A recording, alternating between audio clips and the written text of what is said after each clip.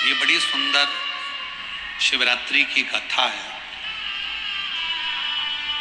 शिव महापुराण में वर्णन आता है कि इस कथा का स्मरण, जैसे कल सिंहेश्वर नाथ और स्थानेश्वर नाथ की कथा सुनी तो कहते हैं कि उस कथा को सुनने के बाद व्यक्ति के जीवन में बदलाव आ जाता है और व्यक्ति कभी भी नीचे की ओर नहीं जाता, उन्नति की ओर बढ़ता चले जाता है।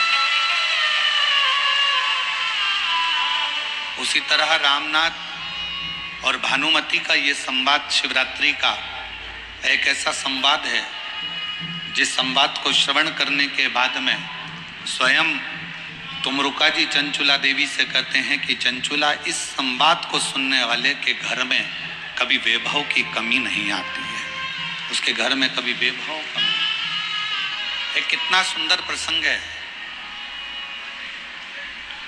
एक भानुमति नाम की एक महिला थी, उसके पति का नाम था रामनाथ। भानुमति के 4 बेटे थे। रामनाथ का काम लकड़ी काटकर बेचने का था।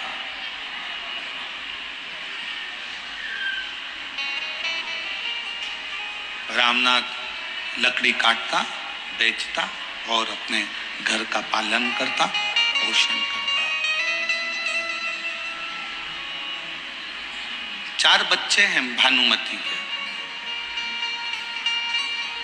आर्थिक स्थिति ठीक नहीं है।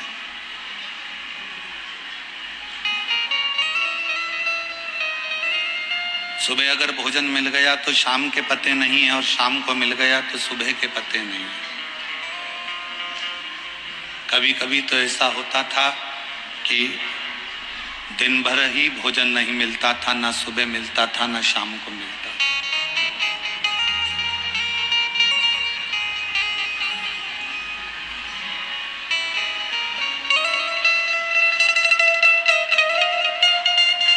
शिवरात्रि का त्योहार आया। पूरे गांव के लोगों ने, सबने, पूरे गांव में सूचना कर दी कि कल शिवरात्रि का त्योहार है और बाबा को दूध चढ़ेगा। और सबके घर से एक एक पात्र भराकर दूध आना चाहिए।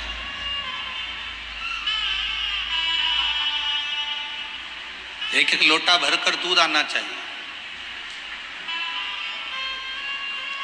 रामनाथ लकड़ियां बेचकर आए।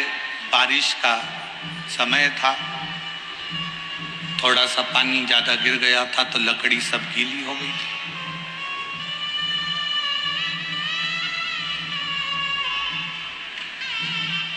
कोई माउटा पानी का आया और वो सारी लकड़ियों को गीली कर कर चले गया। तो रामनाथ को बच्चों के लिए ना तो भोजन मिला है, ना लकड़ी मिली है, ना कोई सामग्री उसके पास में आई। रामनाथ आए, तन का पिछोड़ा नीचे रखा, बैठकर अपनी पत्नी से कहने लगे, आज समझ में नहीं आता कि भोजन के लिए ना तो मैं बच्चों के लिए कुछ ला सका हूं, ना घर का पालन करने के लिए कोई मेरे पास में धन है। भानुमति ने कहा, क्यों चिंता करते हो, क्यों रोना? नहीं है ना, चलेगा। आज तक अपने बच्चों ने पलट कर नहीं कहा कि पिताजी मुझे भोजन चाहिए।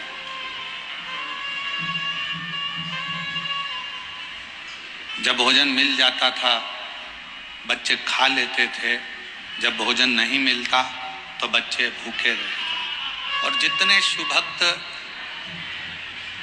लोगों को पानी बांट रहे हैं या टॉफी बांट रहे हैं या पंडाल के अंदर कोई सामग्री बांट रहे हैं, उनसे कहेंगे बांटो, मना नहीं, पर जब कोई मूल संवाद चले ना तब आप भी बैठकर सुनो। बिहार में ये मौका बार बार नहीं लगता, ना जाने क्या बाबा ने कृपा करी जो सिंहेश्वर में ये मौका लगा है, उसको सुनो।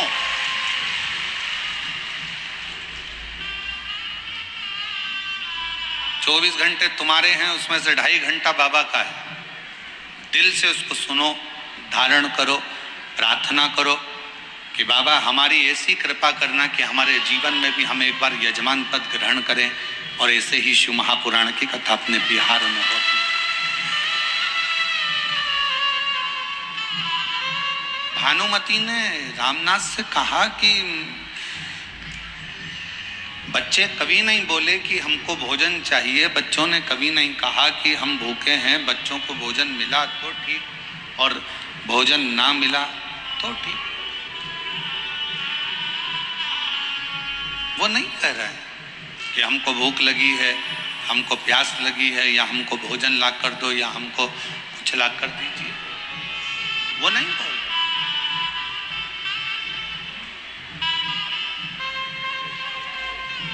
आप चिंता मत करो, छोड़ दो शिव पर। एक ज्ञान और एक व्यवहार, ये दो चीजें हैं।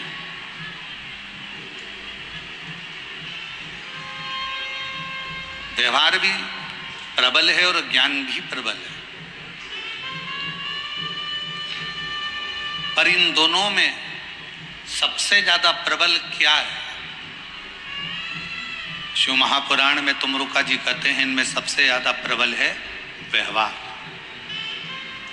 कभी कभी कोई मोटी फाइल किसी ऑफिस में, किसी ऑफिसर के पास में, राजनेता के पास में, कोई प्रशासन के पास में, कोई अन्य जगह पर कोई व्यक्ति का काम अटक जाता है तो कई बार ज्ञान काम नहीं आता और व्यक्ति का जो व्यवहार होता है ना, प्रेम होता है ना, व्यवहारिकता होती है ना, वो फाइल को पूर्ण कर देता है। कभी कभी व्यवहार और ज्ञान, ये व्यवहार और ज्ञान में से कभी कभी ज्ञान हो सकता है कि समस्या की घड़ी में काम ना आए। भानुमति अपने पति रामनाथ से कह रही है, तुम क्यों रो रहे हो? किस लिए? तुम्हारे रोने का कारण क्या है? क्यों रोते हो? किस लिए रोते हो? आज मैं बच्चों को कुछ दे नहीं पाया। सबसे बड़ा संस्कार यही है, एक बेटी जब उसकी शादी हो रही हो, अपने पापा का चेहरा देखकर, अपने पिता का चेहरा देखकर बेटी अपने पापा के पास जाकर कह दे, बाबुल, ए बाबू, बाबूजी, पिताजी, मेरी शादी हो रही है, पर एक बात कहूं पापा, इतना कर्जा मत कर लेना कि मेरे जाने के बाद तुम पूरी जिंदगी कर्जा चुकाते हो। माना मैं आपकी बेटी हूं, पर पापा मैं आपको कर्जे में भी नहीं देख सकती, मैं आपको दुखी नहीं देख सकती। माना मैं आपकी बेटी हूं, पर मैं आपको कर्जे में नहीं देखूं। बाबा,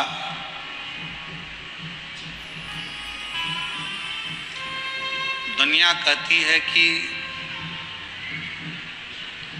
बेटी की विदाई में सबसे ज्यादा मार होती है।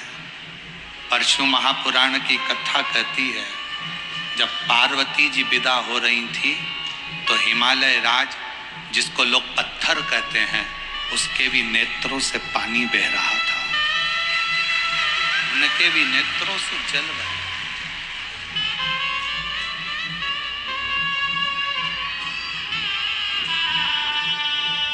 बेटा माँ को प्रिय होता है और बेटी पापा को, उसके पिताजी को प्रिय होती है, उसके बाबुल को प्रिय होती है, उसके पापा को प्रिय है। ये दुनिया की बड़ी विचित्र रीति है कि माँ जन्म देती है, पाल पोस कर बड़ा करती है, गर्भ में रखती है। 9 महीने तक माँ अपने पेट में रखकर अपनी बेटी की परवरिश करती है, पढ़ाती है, लिखाती है, उसको संभालती है। और वही बेटी एक दिन जब बड़ी होती है, युवान अवस्था में आती है, युवान अवस्था में जब आती है तो वही बेटी विदाई की ओर जब जाती है तो उस माँ से पूछना जिसने 9 महीने गर्भ में रखकर अपने कलेजे के टुकड़े को तुम्हारे हाथ में दे दिया हो,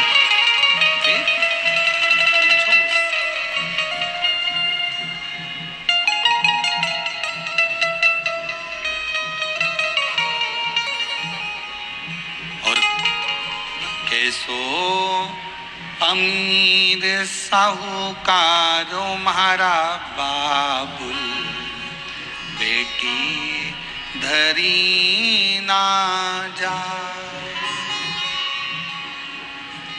अरे मांग काटी का बाबुल हमको दीजे, और चूड़ी रतन जड़ायो रे म्हारा बाबुल, बेटी धरी ना जाए।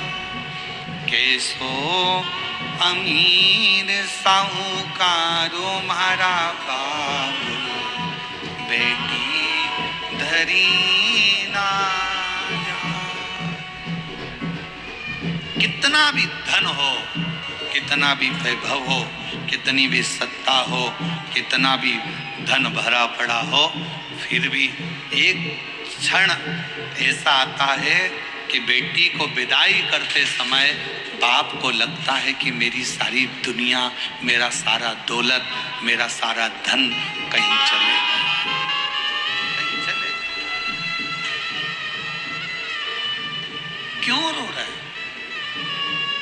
किस लिए? और मेरी बेटियों,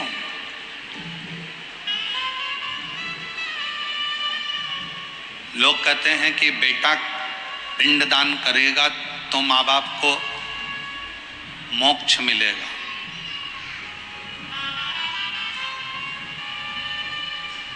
पुराण कहती है कि बेटा पिंडदान करेगा, तर्पण करेगा तो माँ बाप को मोक्ष मिलेगा।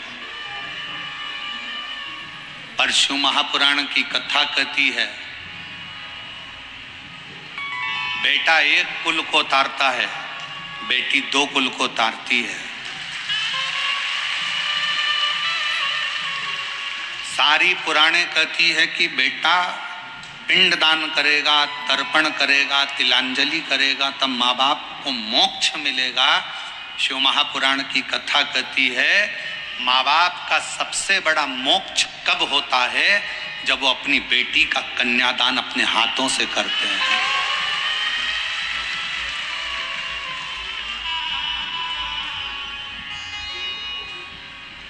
तुम किसी भी कॉलेज में पढ़ो, तुम कितनी अच्छे स्कूल में पढ़ो, तुम्हारी दोस्ती चाहे किसी से भी हो, हमें दिक्कत नहीं है। पर बेटियों से निवेदन है, कितना भी अच्छा कॉलेज मिल जाए, कितनी भी अच्छे दोस्त मिल जाए, कितनी भी अच्छी तुम्हारी नौकरी लग जाए, पर एक बात याद रखना कि अपने माँ बाप को कन्यादान का मौका जरूर देना। किसी एरे गेरे नत्थु केरे के साथ मत चलना।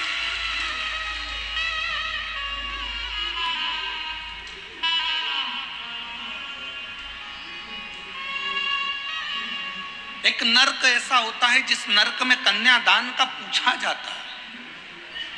हमको बिहार की रीति रिवाज नहीं मालूम, पर हमारे यहाँ का रीति रिवाज है,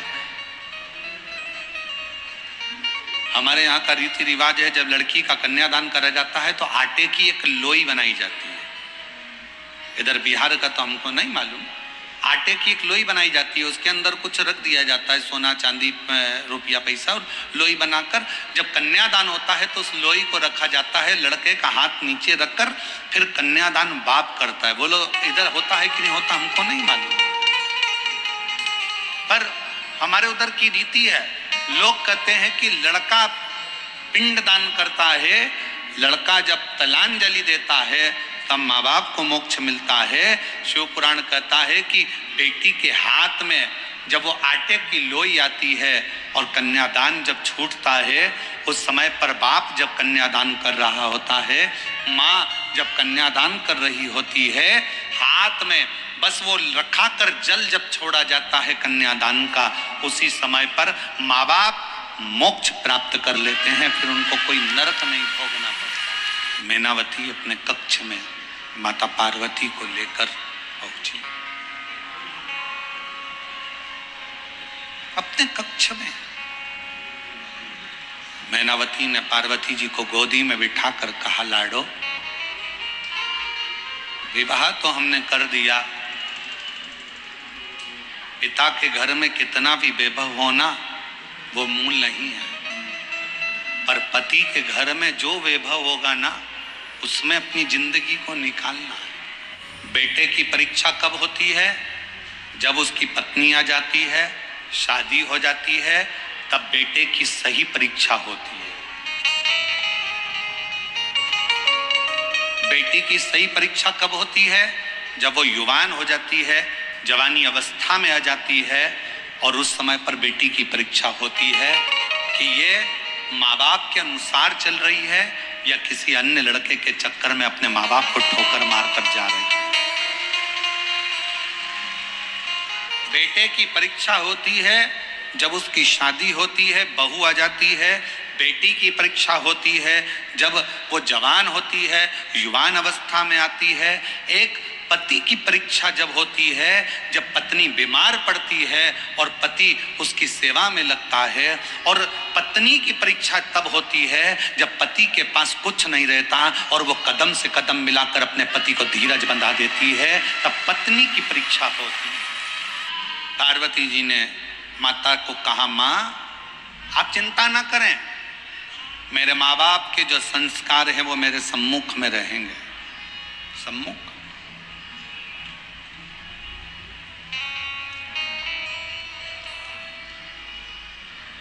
एक पिता के जीवन में कितना दुख होता है।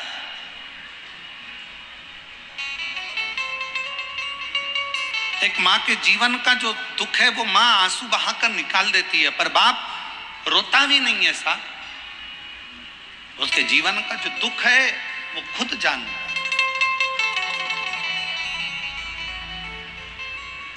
वो एक लाइन आती है ना कि वो मैया पे क्या बीत रही, बहना तू ये मैया पे क्या बीत रही, बहना तू ये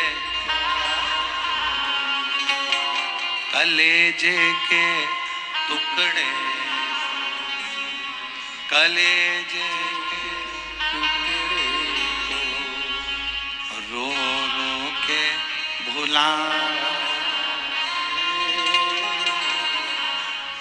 बाबुल का ये घर बहना 2 दिन का ठिकाना। जीवन में कितना दुख एक पिता की जिंदगी में आता है, कितना दुख एक माँ के जीवन में होता है। धन की प्रीति नहीं,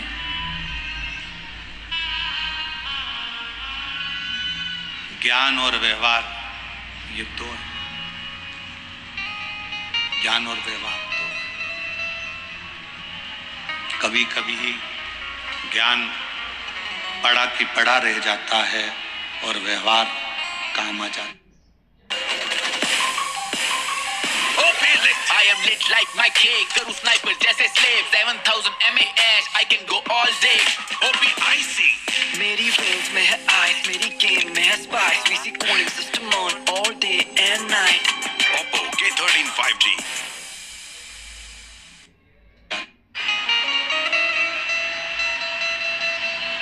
कभी कभी एक अनपढ़ व्यक्ति भी सही कार्य कर कर चला जाता है और विद्वान पढ़े लिखे भी कई बार धरे की धरे रह जाता है। फिर निवेदन करूं, तुम्हारे पिताजी 10वीं पढ़े, 5वीं पढ़े, 6ठी पढ़े कि बिल्कुल नहीं पढ़े, अनपढ़ हैं। तुम्हारी माता 8वीं पढ़ी, 10वीं पढ़ी कि कॉलेज पढ़ी कि बिल्कुल अनपढ़ है। तुम्हारे माता पिता भले नहीं पढ़े, पर तुम्हें तुम्हारे माँ बाप ने पढ़ा लिखा कर बाबू तो बना दिया। ये सामर्थ्य, ये उसकी सामर्थ्यता है। वो 8वीं तक पढ़ी है, वो 5वीं तक पढ़ी है, वो अनपढ़ है, वो अंगूठा टेक है, पर उसने अपने बच्चों को तो पढ़ाया है। अब देखा ये जाएगा वो अंगूठा टेक माँ, वो अंगूठा टेक पिता अपने बेटे को इंजीनियर, डॉक्टर, अपने बेटे को सब कुछ बना देता है। एक दिन अच्छे ओहदे पर ले जाकर उसकी नौकरी भी लगवा देता है। देखना तो ये पड़ेगा कि वो अंगूठा टेक माँ और अंगूठा टेक बाप ने अपने बच्चे को इंजीनियर बना दिया। अब देखना ये है कि तुम पढ़े लिखे अपनी औलाद को कहां तक पहुंचाते हो, वो देखने वाली बात, वो देखने वाली बात। माँ घर में काम कर रही है तो भी बच्चे पर ध्यान रख रही है, माँ घर में रसोई बना रही है तो भी बच्चे का ध्यान रख रही है। और एक आज के जमाने के पढ़े लिखे लड़के, पढ़े लिखी लड़कियां जब विवाह हो जाता है तो उनको बच्चों को संभालने के लिए एक आया की जरूरत पड़ती है। बच्चों को संभालने के लिए एक आया की जरूरत है जो बच्चे को संभाले।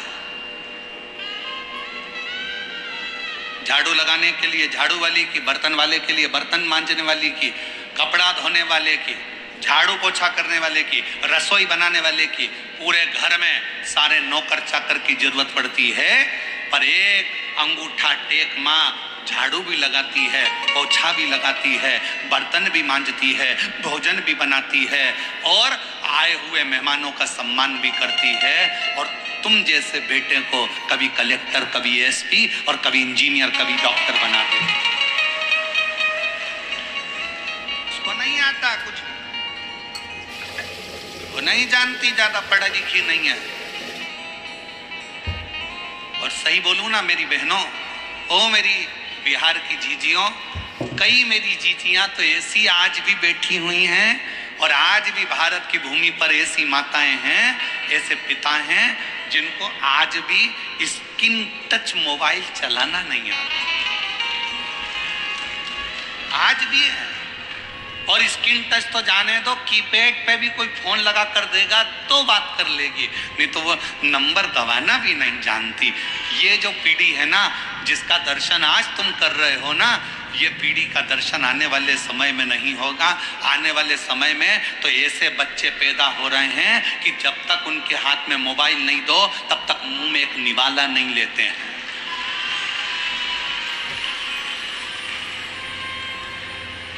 पहले मोबाइल दो, फिर उस पर वो देखेगा एक मोटा हाथ, फिर वो खाएगा। मम्मी उसके आगे पीछे घूमेगी, बेटा खा ले, बेटा खा ले, बेटा खा ले, बेटा खा ले। फिर कई बार बूढ़ी बूढ़ी माताओं के जब छठ पर्व में जब बहुएं आती है ना, मुंबई से, पूना से, पटना से जब बहुएं आती है ना, तो बूढ़ी बूढ़ी बिहार की फिर माताएं कहने में पीछे नहीं हटती। कई बार बिहार की माताएं फिर कह देती है, हमारी भी 4 औलाद थी, हमने पाल पोस के बड़ा कर दिया। खिला देते थे एक बार और खेलने चले जाते थे। और धाए बहू तेरी औलाद, ऐसी औलाद पैदा करी, उसके पीछे 24 घंटे नाचो, ले बेटा खा ले, ले बेटा खा ले, ले बेटा खा ले, ले बेटा खा ले। ऐसी बहू से कहां ढूंढोगे उसको, कैसे ढूंढोगे उसको? आज भी वो अंगूठा टेक माँ, आज भी वो अंगूठा टेक पिता अपने बच्चों के लिए सब कुछ करना चाहता है, सब कुछ।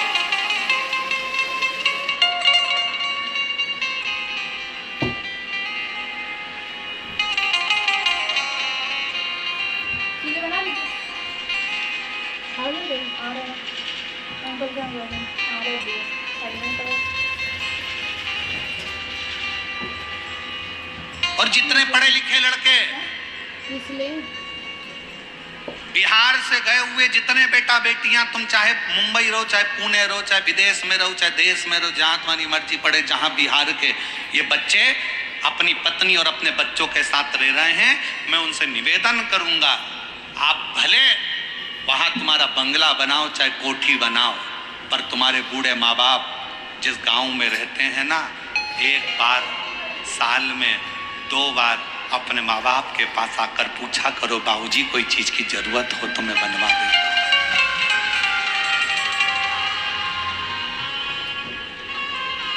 कुछ नहीं चाहिए,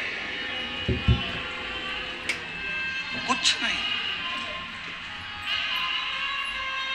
कितनी माँ बैठी है जो अपने बेटे से बोली एक बार, मेरे को साड़ी दिला, मुझे हाथ की चूड़ी दिला। टाइम बहुत लग जाएगा। जितनी मेरी जीजियां बैठी हैं, इन्होंने कभी